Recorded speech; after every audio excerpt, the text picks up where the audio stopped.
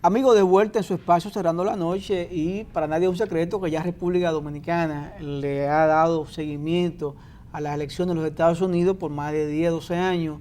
Hemos visto cómo cada vez que hay debate vemos circuitos cerrados, vemos lugares donde las personas pues están viendo estos debates, y el debate de la noche de ayer domingo, donde fue el segundo entre Hillary Clinton y Donald Trump, no ha sido la excepción. Y para ello, para comentar ese debate, vamos a hablar con el analista internacional Jackson Román. Buenas noches, Jackson. Buenas noches, aquí estamos desde luego el día posterior a lo que fue un debate, por ponerlo de la manera más diplomática posible, interesante.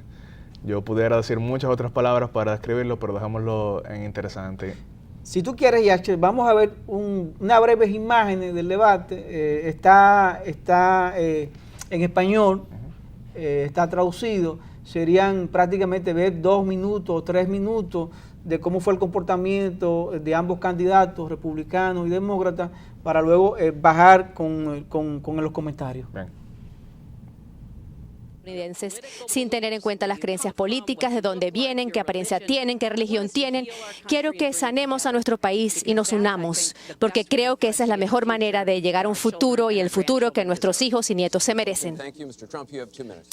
Ministra Clinton, gracias. Señor Trump, 2 Bueno, minutos. sí, yo estoy de acuerdo con eso. Estoy de acuerdo con todo lo que ella ha dicho. Yo comencé esta campaña porque yo estaba tan harto de ver que estaban ocurriendo unas cosas tan tontas con nuestro país. Este es un gran país, es una gran nación. He conocido a las personas de este país durante el último año y medio que he estado haciendo esto como político, y no puedo creer que estoy diciendo esto sobre mi persona, pero sí creo que he sido político. Y todo el concepto mío era hacer que los Estados Unidos fueran grandes de nuevo. Cuando yo veía estos acuerdos a los que se llegaban, cuando veía lo que estaba ocurriendo con cosas horribles como el Obamacare, donde el seguro médico sube por unas cifras astronómicas, 68%, 59%, 71%. Cuando yo estudio este acuerdo con Irán, que es un acuerdo tan malo para nosotros, una transacción que solamente nos favorece a ellos, donde le dimos 150 mil millones de dólares a un Estado terrorista, el principal. Hemos hecho que vayan de un país tan débil hace 3 años a un país muy fuerte ahora. Como estudio todo lo que veo, todo el potencial que tiene nuestro país, tenemos un potencial tan tremendo, tan maravilloso, ya sea en negocios, en comercio, donde tenemos tan mal resultado. El año pasado tuvimos casi un déficit de comercio de 800 millones de dólares en comercio con otros países. Es difícil de creer esto, algo inconcebible. Decimos, ¿quién hace estos acuerdos? Vamos a hacer grandes acuerdos, nosotros vamos a tener fronteras fuertes, la ley y la orden va a prevalecer de nuevo. Hoy día mataron a un policía y esto está ocurriendo semanalmente. Tenemos que de nuevo traer el respeto a las fuerzas policiales, y a la vez tenemos que cuidar a todas las personas. Necesitamos justicia, pero yo quiero hacer las cosas que no se han hecho hasta ahora, incluyendo el arreglar y hacer que las ciudades urbanas sean mejores para los afroamericanos, ciudadanos tan maravillosos, y para los latinos, los hispanos. Y deseo poder hacer esto para hacer que los Estados Unidos sea un gran país. Gracias, señor Trump. La pregunta de Mujeres. Bueno, esto es parte, solamente un fragmento de lo que fue este debate, bien extenso, que captó pues la atención, sigue captando la atención de todo el mundo. Según CNN, este segundo debate pues volvió a ganar Hillary Clinton 57-35, según pues también una encuestadora inglesa. Hillary ganó 47, 42, 43 más o menos Trump, pero vamos a escuchar a ver qué dice Jackson según tu punto de vista y según lo que dicen pues otros analistas internacionales. ¿Por dónde andó el debate y quién de los dos resultó pues ganador o vencedor en este momento? Porque todavía falta mucho tiempo por recorrer de aquí a las elecciones de noviembre. Sí, desde luego, estamos a exactamente un mes, menos 2 días de las elecciones que serán el día 8 de noviembre en Estados Unidos. Y antes de entrar en lo que fue el debate de anoche, estamos obligados a hablar de lo que fue el fin de semana, para Donald Trump, que fue quizá el más difícil que ha tenido desde que logró la candidatura presidencial por el Partido Republicano contra todo el establishment de ese partido, que hizo todo lo posible con tal de impedir ello, pero con el sistema de primarias en la manera en que está confeccionado, Donald Trump, con el 39% del voto de las primarias, logró ser el candidato. Y en todo este tiempo que lo ha sido, no había tenido un fin de semana tan complicado como este, en el cual se filtraron unas conversaciones que él tuvo en el año 2005 con el presentador Billy Bush de la cadena NBC, donde se transmite su programa The Apprentice. Y en esa conversación, fuera del aire, pero todavía con el micrófono puesto, hizo ciertas aseveraciones que se pudieran considerar sexistas o machistas, hablando sobre cierto poderío sexual que él pudiese tener sobre las mujeres, tomando en cuenta su fama.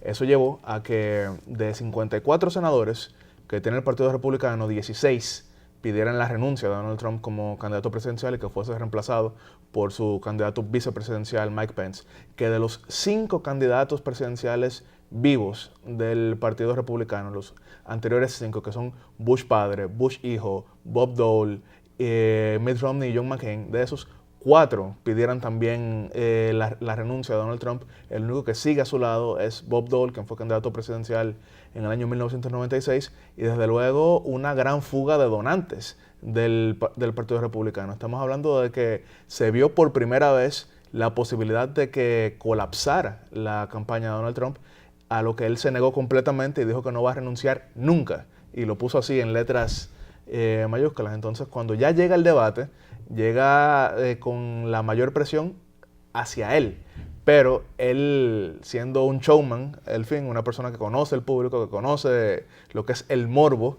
¿Qué es lo que le gusta a la gente del circo? ¿Qué es lo que le gusta a la gente del circo? Lo que manejó muy bien en su programa The Apprentice y en muchos otros programas, logró desviar en cierto modo la atención, invitando a 4 mujeres que han tenido de alguna manera u otra choques con Bill Clinton, a quien han acusado de distintas formas de acoso sexual, y algunas llegando incluso al tema de la violación sexual. Aquí le llaman bragueta alegre, llaman aquí en este país. Sí, el expresidente Bill Clinton, como todos recordarán, ha sido una persona muy ligada a los escándalos de ese tipo, y en varias ocasiones ha tenido que admitir relaciones con distintas mujeres fuera de lo que es su matrimonio, siendo desde luego la más famosa Mónica Lewinsky, quien no se ha unido a este circo, y que vale resaltar que ella no buscó unirse al circo en los años 90, que en esa ocasión su mayor error fue confiar en una amiga que no merecía esa confianza, contarle lo que pasó con el presidente de la República, y fue esa amiga la que lo divulgó. Entonces, lo que les digo es que Donald Trump, en algo que me parece una jugada muy baja de la política, las llevó de invitadas. Eso para que tú veas, Jackson, que nada más no es República Dominicana. La política es un combate a muerte donde se usan todas las herramientas a vida y por haber. No, desde luego, yo no, independientemente de que yo como político jamás me prestaría a algo de esa manera, debo entender que Hillary Clinton, al posicionarse de alguna manera u otra como candidata feminista, como candidata representante de esos sectores, debía saber que al tener como compañero de vida al expresidente Bill Clinton, le resultaría un tanto difícil que no salieran a relucir estos escándalos de los años 90. Y así comenzó el debate, y el tema de la grabación de Donald Trump y el tema de los casos de Bill Clinton, no habían pasado 13 minutos cuando inmediatamente ese tema llegó a relucir.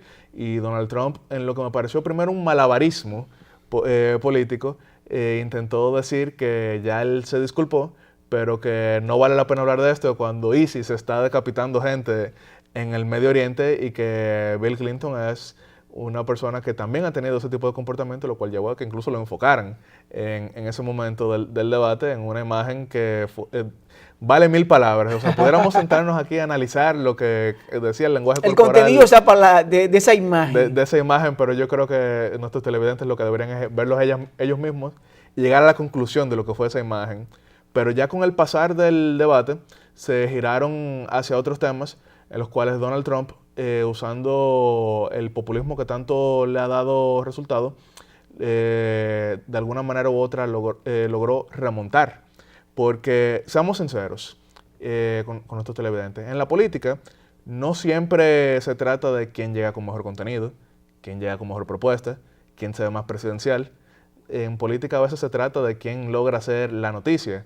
Y Donald Trump logró ser la noticia, independientemente de que algunas encuestas han dado a Hillary Clinton con un margen considerable sobre Donald Trump. También vale la pena tomar en cuenta que Donald Trump remontó más de, dependiendo de cuál sea la encuesta, más de 10 o 15 puntos de su resultado en la anterior. Y yo no creo que su presentación en la noche de este domingo le haya sumado votos, pero yo sí creo que de alguna manera u otra paró la hemorragia de votantes que estaba teniendo, porque Donald Trump, con esta presentación que hizo, muy distinta a la del primer debate, aquí sí le dio a su electorado lo que a este le gusta.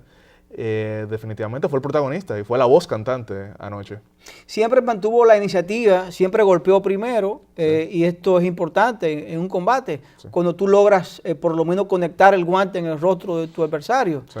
Pero yéndonos otra vez al plano de los congresistas republicanos que le quitaron su apoyo, internamente, ¿cómo afecta esto la candidatura, la imagen de Donald Trump cuando tus propios seguidores, tu propio partido te sigue dando la espalda, fruto de un papel que tú vienes desempeñando, que una sociedad norteamericana ve bien cómo tú te estás manejando y otras no?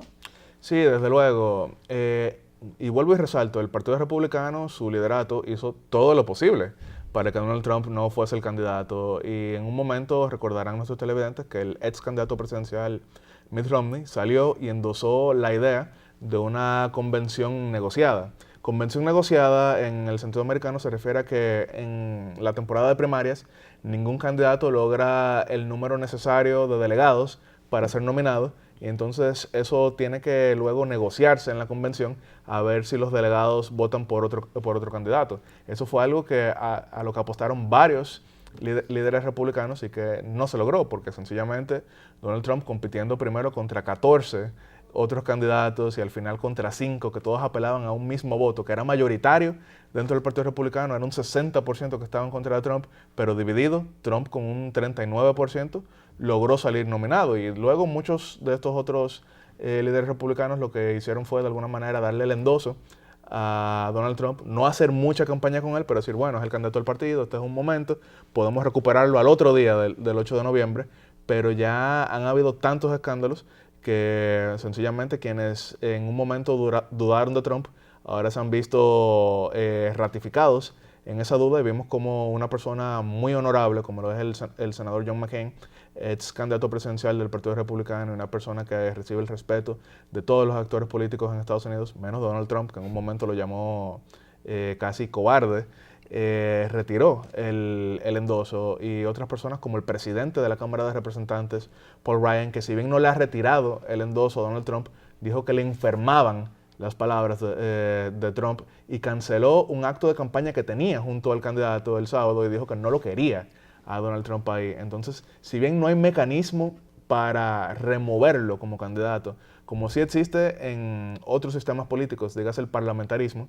lo que hay ahora es un gran auge de presión hacia Donald Trump, pero luego de la presentación anoche, domingo, habría que decir que Donald Trump no se los va a poner muy fácil y que no podemos descartar todavía lo que es el fenómeno populista de Donald Trump.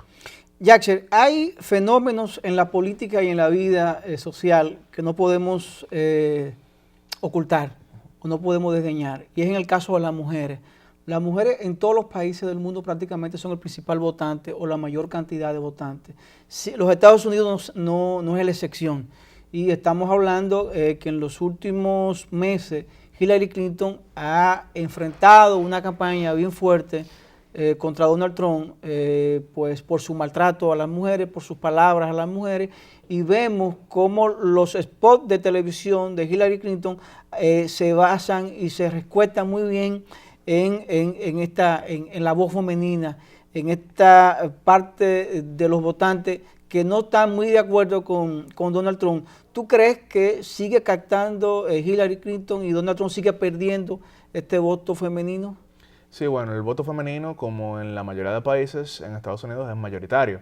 Y ese voto en los últimos ciclos electorales había estado alineado con el Partido Demócrata, lo cual se ha reflejado en sus 2 elecciones victoriosas consecutivas, en el año 2008 y en el año 2012. Y Hillary de arranque tenía ya como candidata oficial un segmento amplio del electorado femenino a su lado, a pesar de que en las primarias internas del Partido Demócrata originalmente no contaba con ese apoyo por distintas razones, sí tenía una mayoría. Ahora bien, estamos viendo que esa mayoría se ha ido ampliando en los últimos días, cuando incluso sectores que por su conservadurismo tradicional uno colocaría más propensos a la candidatura republicana, como lo son las mujeres casadas, estas cada vez se están alejando mucho más de Donald Trump y yendo en mayor medida hacia Hillary Clinton, pero también en una menor medida importante hacia el candidato libertario Gary Johnson, quien las encuestas actualmente le dan alrededor de un 8% a nivel nacional, que sería el resultado más importante que haya logrado un candidato alternativo a los 2 partidos principales en varios ciclos desde el año 1992. Y entonces, como te decía, ese voto femenino yo creo que puede ser el voto que finalmente sirva de destaca contra Donald Trump, quien desde un inicio apostó a que él no tendría el voto latino, pero no creo que ningún candidato pueda apostar a tener en contra, de la manera en que lo está teniendo y en el grado que lo está teniendo, el voto femenino.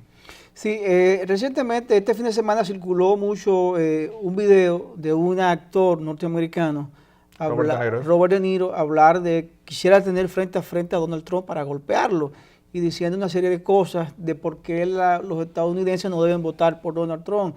¿Tú crees que este tipo de campaña, que Donald Trump en el primer debate dijo que no iba a utilizar esta campaña sucia, ¿tú crees que está calando, que está ayudando a la candidatura de Hillary Clinton?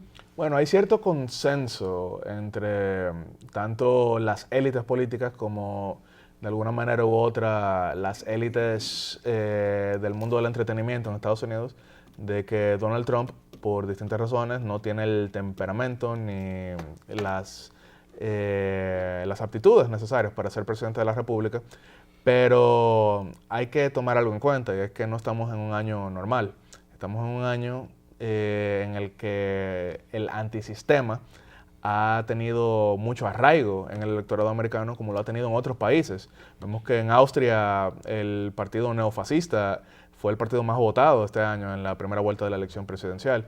Y en Estados Unidos este tipo de alineamiento entre las élites contra un candidato, si bien en un año normal uno pensaría que sería casi una condena contra un candidato y sus aspiraciones, estamos hablando de que hoy en día puede servir para darle de alguna manera u otra ese empuje de que él es el antisistema. Y si volvemos al debate anoche, vemos que en varios momentos Donald Trump hacía alarde de su violación a la ley o aprovechamiento de lo que es la ley tributaria en Estados Unidos. Y él decía que quién mejor que él para reformar la ley, para reformar el sistema tributario, ya que él lo ha abusado durante tantos años. Admitió entonces. Admitió, pero eso es algo que, si bien nos pudiera parecer casi ridículo a ciertos analistas, tenemos que tomar en cuenta que hay un electorado que lo va a pensar así. Bueno, claro, ¿quién mejor que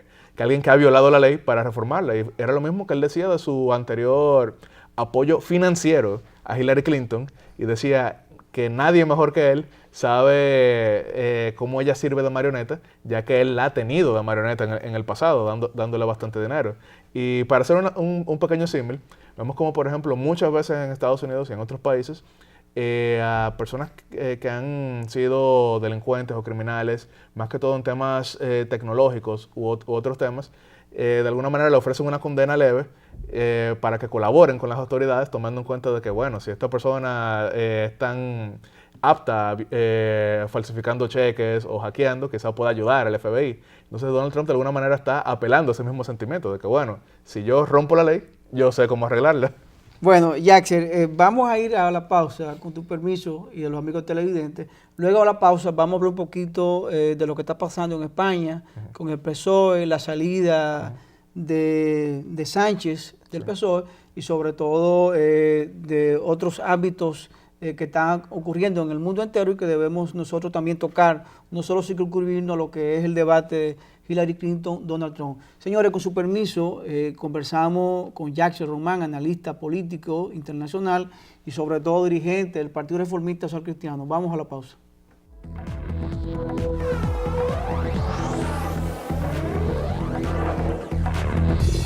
Amigos televidentes, de vuelta con su espacio Cerrando la Noche, conversamos con Yaxel Román, analista político internacional, dirigente del Partido Reformista Social Cristiano. Yaxel, ha sucedido algo en España. El Partido Social Obrero Español pues prácticamente expulsó o le dio un golpe de Estado gran parte de sus miembros al secretario general Pedro Sánchez.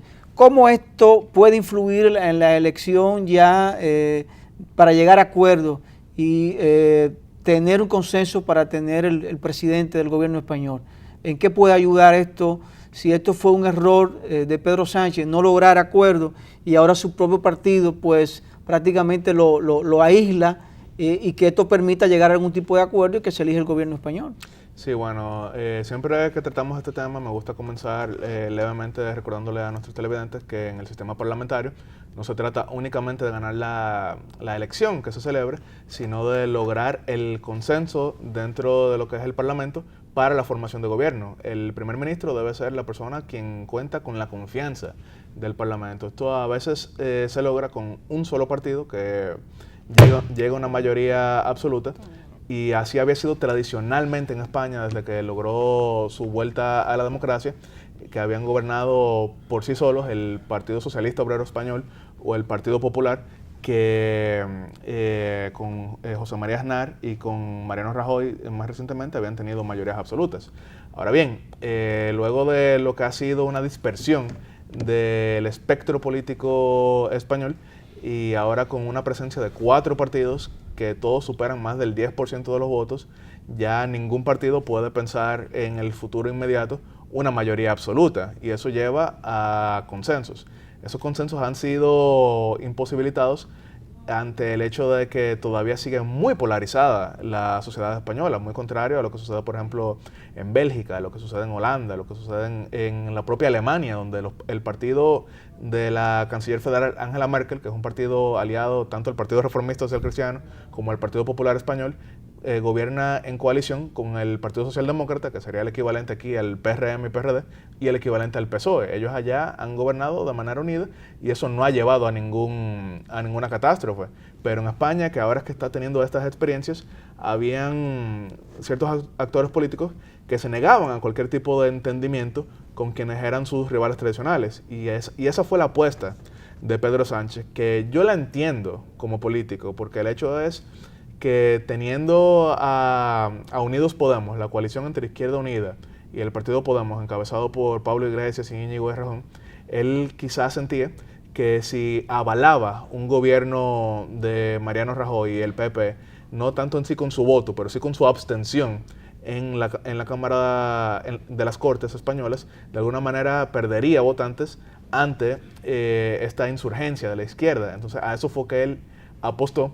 Pero no sé si recordarán nuestros televidentes aquel dicho de que hay personas que con tal de que su oponente se quede tuerto, se sacan los dos ojos. Se sacan los dos ojos, sí. Y Pedro Sánchez, si bien apostó hasta el final. Apostó hasta el final a que el PP no gobernara, para él no ser quien le diera el gobierno, el PSOE iba completamente en picada en las encuestas, porque cuando se le preguntaba al electorado español ¿quién es el culpable del bloqueo político español que ya va a cumplir un año sin gobierno? Quien salía completamente encima era Pedro Sánchez. Entonces, varios sectores moderados dentro del Partido Socialista Obrero Español decían que esto no podía continuar. Y además estamos hablando de que se han celebrado 2 elecciones en 6 meses en España, en las cuales el PP ha aumentado su presencia entre diputados, ha aumentado su caudal de votos, le lleva más de 2 millones de votos al PSOE.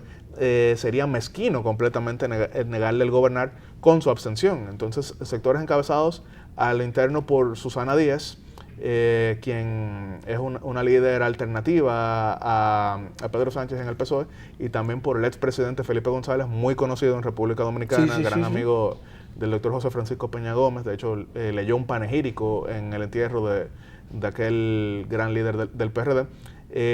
Apostaron a que había que reemplazar a Pedro Sánchez con tal de que no destruyese al Partido Socialista Obrero Español, y fue así como haciendo un manejo de los estatutos del PSOE, que establece que cuando renuncia la mitad más uno de su comité ejecutivo, compuesto por 31 personas, hay que renovarlo. Hay que renovar la directiva completa, y renunciado una cantidad de 19 de los 31 miembros, lo cual llevó precisamente a la caída de Pedro Sánchez, quien llegó a renunciar. No hubo que sacar...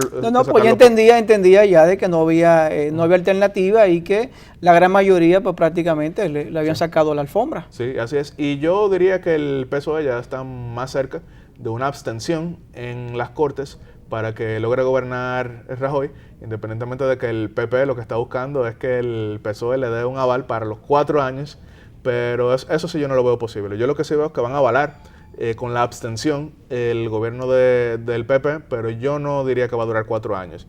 Yo diría que como mucho 3 años, y eso como mucho.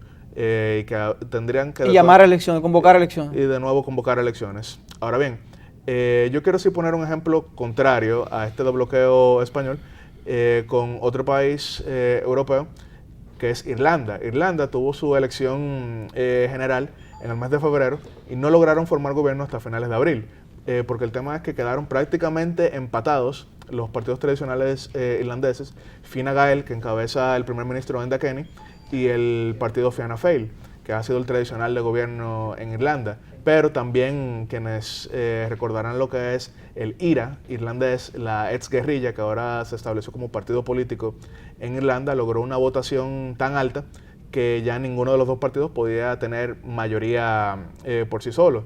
Entonces los partidos tradicionales antagónicos, Fine Gael y Fianna Fáil, acordaron que Fianna Fáil se abstendría en la formación de gobierno para que Enda Kenny lograra seguir siendo primer ministro, aún llevándole únicamente 2 diputados a la oposición, no casi 50 como le lleva el PP al PSOE.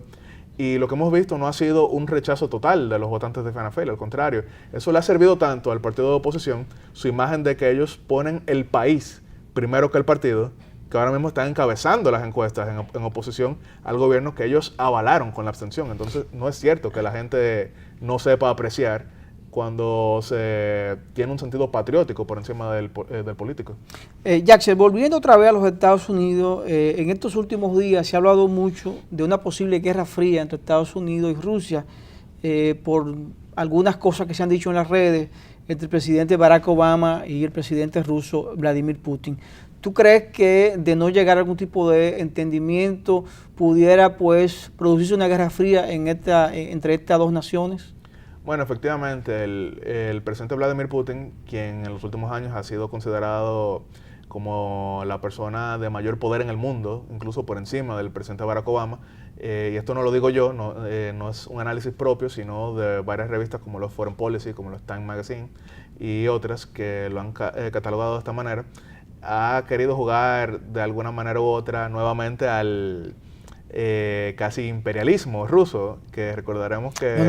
esa gran potencia rusa en sus años mozos. Sí, y efectivamente el presidente Putin ha logrado una popularidad muy notable en el resto del mundo, y Estados Unidos ha querido hacerle frente, no al tema de la popularidad, sino a la manera en que Rusia utiliza esa influencia, porque vemos, por ejemplo, Estados Unidos y el mundo ahora mismo tienen un problema que se está saliendo completamente de control, o diríamos que ya se salió completamente de control, como lo es Siria.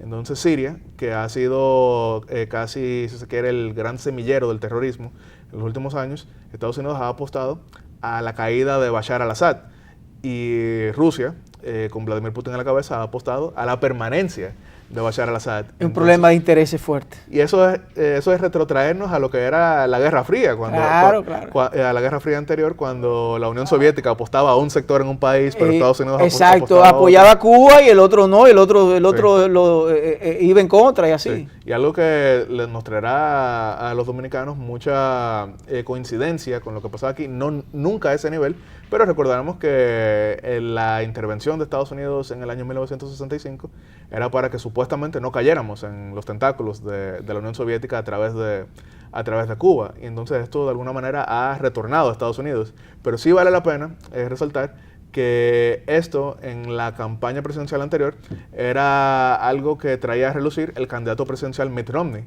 quien decía constantemente que el señor Putin en un gobierno de él no tendría rienda suelta para hacer todo lo que hace, algo que fue ridiculizado por el presidente Barack Obama, que dijo que si en el año 2012 Mitt Romney cree que la principal amenaza para la seguridad americana es Rusia, entonces estamos ante un nostálgico. Pero hoy vemos todo lo contrario, hoy vemos que es el presidente Obama y su administración los que llaman la atención del avance ruso. Bueno qué bueno que sale a relucir pues esa frase en un momento donde nadie se lo imaginaba, no lo pensaba, pero que ya es una realidad. Sí. Amigos televidentes, gracias por el favor de su atención, gracias al amigo Yaxel Román, analista internacional y sobre todo dirigente del Partido Reformista Social Cristiano, que además es el secretario general de Asuntos Internacionales, así ¿verdad? Es, sí. Así mismo es. Amigos televidentes, un servidor, Giovanni Almonte, Junior Espinosa, le deseamos feliz resto de la noche y hasta mañana.